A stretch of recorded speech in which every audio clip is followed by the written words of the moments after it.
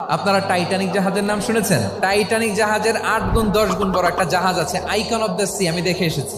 Royal Caribbean দেখে এসেছি। সাগরের সামনে জেটিতে যখন দাঁড়ালাম, জাহাজটা যখন যায়, আমার মনে হচ্ছে একটা শহর, পুরো একটা শহর মনে হয় পানির উপর দিয়ে ভেসে যাচ্ছে। পড়েন সুবহানাল্লাহ। এই যে আইকন অফ দ্য সি, এই জাহাজটা, এটার ভেতরে স্টেডিয়াম আছে, সুইমিং পুল আছে, রেস্টুরেন্ট আছে, 3000 4000 রুম বিশিষ্ট, কক্ষ বিশিষ্ট হোটেল আছে। এই সবগুলোর নিয়ে এগুলো চলে সাগরের দোলার মধ্যে, জলোচ্ছ্বাসের মধ্যে। এই সাগরের ভেতরে এই জাহাজগুলোর ভাষায় রাখছে কে?